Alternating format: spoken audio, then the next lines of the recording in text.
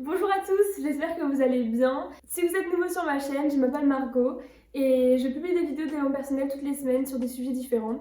Aujourd'hui, comme je vous l'ai dit, je voulais vous parler de l'exigence qu'on se porte à soi-même et du fait que l'on est parfois vraiment extrêmement dur avec notre capacité à être productif ou non dans sa journée. Cette semaine, c'était la rentrée pour les élèves français après 2 semaines de vacances.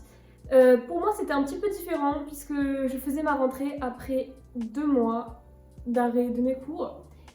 Donc autant vous dire que la reprise n'a pas été facile. Des grandes vacances en plein milieu de l'hiver, ce n'est pas courant.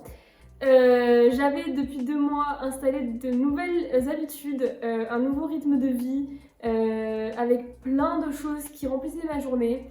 Et quand mes cours ont repris, j'aimais tellement mon quotidien des vacances que en fait j'ai voulu tout garder toutes les habitudes que j'avais instaurées pendant les vacances et me rajouter mes cours.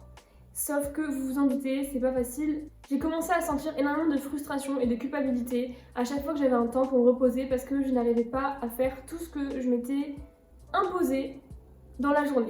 Et je pense que ce sentiment, je suis pas la seule à l'avoir régulièrement. Je pense que c'est très courant de ressentir cette culpabilité et cette frustration, ce stress de ne pas arriver à être assez productif, de ne pas faire ce qu'on veut faire dans sa journée, de ne pas accomplir tous ses objectifs. Alors, je voulais vous partager 3 de mes conseils et 3 points essentiels pour arriver à comprendre pourquoi on est trop dur envers soi-même et surtout comment se débarrasser de ça et arrêter d'en souffrir. La première des choses qui est extrêmement importante à comprendre, c'est que vos objectifs ne sont pas aussi importants que vous le pensez.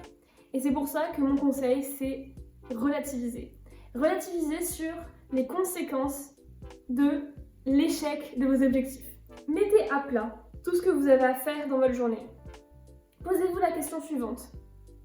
Si je ne fais pas aujourd'hui cette tâche, si je n'arrive pas à accomplir cet objectif, que se passe-t-il?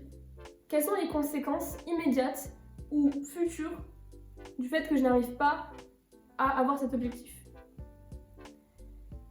Dans le pire des cas, que se passe-t-il? Et si ce cas se produit, qu'est-ce que je peux faire et qu'est-ce que je ferai pour rattraper ça? Et vous allez vous rendre compte qu'en fait, une grande partie de vos objectifs ont pour conséquence des choses extrêmement minimes en fait, des choses qui au final, vous allez vous rendre compte que bon bah si j'arrive pas à faire ça, c'est pas extrêmement grave, je pourrais le faire demain, ou alors je pourrais me rattraper en faisant ci, ça, ou la conséquence ne sera pas extrêmement grave en fait. Et c'est pour ça que il faut le faire cet exercice, d'arriver déjà à hiérarchiser vos objectifs, vous rendre compte de quelles sont les choses les importantes à faire, quelles sont les choses que vous rajoutez dans votre journée mais qui ne sont pas forcément nécessaires, et aussi vous rendre compte que ce n'est pas grave si vous ne le faites pas. Ça ne veut pas dire être procrastinateur. Ça ne veut pas dire que je vous demande de remettre à demain les choses qui ne sont pas nécessaires à faire aujourd'hui.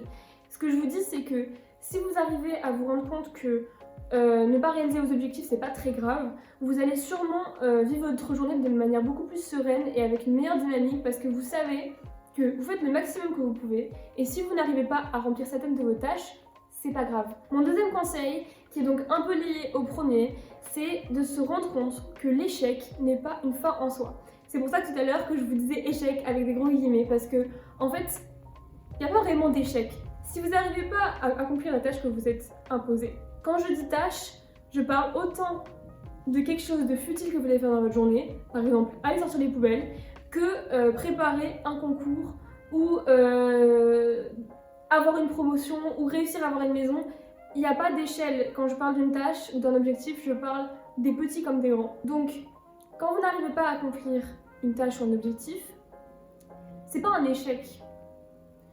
C'est pas une fin en soi en fait. C'est pas gagnant, perdant. Vous avez perdu parce que vous n'avez pas réussi. Vous devez percevoir vos objectifs comme une expérience en fait. Et je sais que c'est super dur à faire parce que on nous rentre dans la tête que si on n'arrive pas à faire ce qu'on s'est dit, on est dans l'échec. Mais en réalité, c'est pas vrai parce que peu importe ce que vous allez faire, vous allez apprendre. Que ce soit en réussissant ce que vous voulez faire ou en ne le réussissant pas. Par exemple, si vous vous retrouvez à décider de vous remettre au sport. Vous voulez vous remettre au sport et vous vous inscrivez à la salle de sport. Bon, en ce moment, c'est pas possible, mais imaginons à l'époque d'avant où on avait des salles de sport. Vous êtes inscrit à une salle de sport. Et en fait, au bout de quelques mois, vous réalisez que vous n'avez pas réussi à y mettre les pieds une seule fois, que vous n'avez jamais eu la motivation de le faire. Peut-être que vous pouvez voir ça comme un échec, en vous disant « J'ai pas réussi à me mettre au sport, j'ai été incapable de trouver la motivation et de me bouger pour aller à la salle de sport et j'ai payé un abonnement pour rien. » Ou sinon, vous pouvez vous dire que vous avez bien fait de vous inscrire à la salle de sport. Parce que du coup, vous vous êtes rendu compte que, peut-être que la salle de sport c'était pas fait pour vous et qu'en fait, pour vous redonner envie de faire du sport, vous devriez peut-être commencer un sport collectif ou faire du sport en extérieur ou faire du sport avec des amis, quelque chose qui vous motive vraiment. Ou peut-être qu'au contraire, vous avez juste tout simplement pas envie de faire de sport et que on vous a tellement parlé du fait qu'il faut se remettre au sport et on vous a tellement inculqué le fait qu'il faut se mettre au sport que vous avez décidé de vous mettre à la salle et qu'en réalité, vous n'avez pas vraiment envie. En conclusion, c'était plus un apprentissage parce que du coup, vous ne referez pas la même erreur. La fois prochaine, vous vous inscrirez pas à nouveau à la salle de sport alors que vous savez que vous n'irez pas. Donc c'est pas un échec, c'est un apprentissage, vous apprenez quelque chose. Et je sais que c'est difficile de se détacher de ça. Pourquoi ? Parce qu'on nous dit que réussir son objectif, c'est avoir de la valeur. On est dans une société où l'accomplissement, ça nous donne de la valeur. Les personnes qui sont valorisées, les personnes qu'on considère être des personnes qui ont réussi, sont des personnes qui ont accompli énormément de choses. Et les personnes qui justement n'ont pas réussi, qui ne sont pas des personnes qui ont beaucoup de valeur, ce sont des personnes qui auraient eu énormément d'échecs. Mais en réalité, c'est faux parce qu'on se rend compte autour de nous que les personnes qui réussissent le mieux sont souvent les personnes qui ont connu justement le plus d'échecs parce que l'échec permet d'apprendre. Donc, l'échec n'est pas une fin en soi. Plus vous perdez, plus vous ratez, plus vous allez apprendre. Il y a beaucoup de gens qui perçoivent extrêmement mal la procrastination. Il y a beaucoup de gens qui pensent que la procrastination, c'est de la flemmardise. Qui pensent que c'est juste des personnes qui n'arrivent pas à se bouger, à se lever, à travailler, etc. Que c'est juste des flemmards. En réalité, la procrastination, c'est la peur de l'échec. Alors ça peut être lié aussi à l'ennui, mais c'est principalement la peur de l'échec. La peur de ne pas arriver à réussir son objectif, et du coup ça paralyse et on ne fait plus rien. A l'inverse, l'hyperactivité, c'est aussi une peur de l'échec, mais qui se traduit d'une façon différente, qui se traduit par la volonté d'en faire beaucoup, parce qu'on a peur de ne pas réussir à tout accomplir. C'est donc un problème, au fond, de confiance en soi. Les gens qui procrastinent, ou les gens qui sont hyperactifs, qui ont des journées extrêmement remplies, les gens qui ne s'arrêtent pas une minute, sont aussi des gens qui ont des problèmes de confiance en eux. Et vous allez me dire, c'est étrange parce que quelqu'un qui se donne beaucoup d'objectifs et qui se croit capable de les accomplir, c'est une personne qui a confiance en elle, puisqu'elle se croit capable d'arriver à tous ses objectifs. Mais en réalité, non.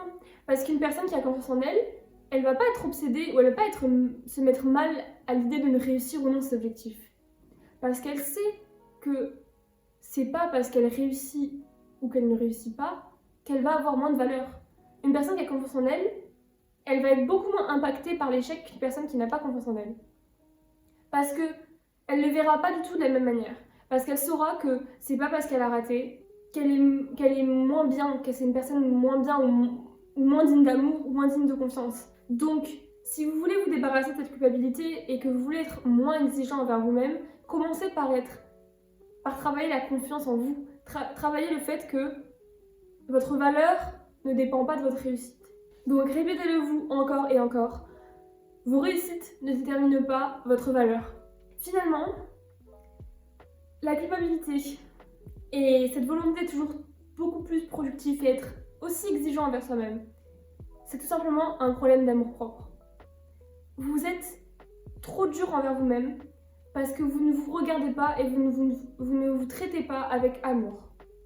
Et une façon très simple de le réaliser, et aussi du coup de changer la dynamique, c'est de faire le petit exercice suivant. Exercice que j'adore, parce que personnellement il m'a fait réaliser tellement de choses sur la façon dont je me traitais et la façon dont je me voyais. À chaque fois que vous vous parlez à vous-même, et d'ailleurs que vous vous parlez mal, imaginez-vous que tout ce que vous vous dites, vous le dites à un ami proche, ou à un membre de votre famille, ou à quelqu'un que vous aimez. Dites toutes les phrases que vous pensez dans votre tête, en vous parlant à vous-même, dites-les à voix haute, en pensant que vous vous adressez à quelqu'un de proche de vous. Et demandez-vous si c'est normal de dire ça à un ami ou à quelqu'un que vous aimez. Et vous allez vous rendre compte à quel point vous vous parlez mal, à quel point vous êtes extrêmement dur envers vous-même et à quel point vous manquez, vous vous donnez pas assez d'amour en fait. Donc, prenez soin de vous. Vous ne devez rien à personne. Donc soufflez, divisez vos objectifs. Au lieu de vous donner une montagne de grands objectifs, divisez-les en petits et félicitez-vous de vos petites réussites et de vos petits accomplissements au lieu de vous concentrer sur tout ce que vous n'avez pas fait et toutes les grosses choses que vous devez accomplir. Soufflez, vraiment, soufflez, posez-vous. Si vous avez besoin de vous reposer, reposez-vous. Il n'y a pas de mal à ça. On vit dans un monde où la productivité et la perfection est extrêmement mise en avant. Tout doit être parfait, tout doit être rapide, beau, efficace. Les gens doivent être talentueux, performants. Tout doit être parfait. Et on nous montre les gens, sur les réseaux notamment, comme des gens parfaits. Mais on sait tous que c'est pas exactement la réalité. On sait tous que les personnes ne montrent qu'une facette d'eux-mêmes, et même des fois des facettes qui ne leur correspondent même pas. Donc réalisez que, premièrement, vous n'avez pas à être productif tout le temps. C'est pas possible. Personne n'est productif à 100% tout le temps. Que en plus, vous ne devez rien à personne. La seule chose qui importe, c'est que vous soyez bien avec vous-même et bien dans votre quotidien. Et personne ne vous impose d'être extrêmement performant. Et si c'est le cas, c'est que la personne a un problème avec elle-même et qu'elle-même a des problèmes de confiance en elle et que pour elle, la réussite passe par l'hyperproductivité. Mais en réalité, la productivité, ce n'est pas l'essentiel dans votre vie. L'essentiel dans votre vie, c'est d'être heureux, d'être bien avec vous-même. Ce week-end, j'ai pris ce temps dont j'avais besoin pour me reposer. Quand j'avais envie de me reposer, j'ai décidé de rien faire sans culpabiliser en me disant que c'est pas grave, j'avais besoin de ce temps. Et comme par hasard, j'ai trouvé l'énergie aujourd'hui de faire plein de choses. Et j'ai même trouvé un sujet de vidéo YouTube.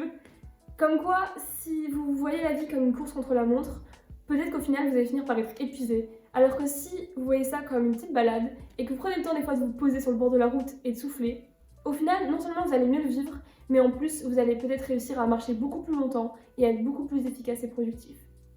J'espère que cette vidéo vous aura plu. N'hésitez pas à me dire en commentaire ce que vous en avez pensé et à partager votre histoire, vos propres conseils pour éviter d'être trop dur envers soi-même. Comme d'habitude, n'hésitez pas à me suivre sur Instagram et sur TikTok. Et on se retrouve la semaine prochaine pour une autre vidéo.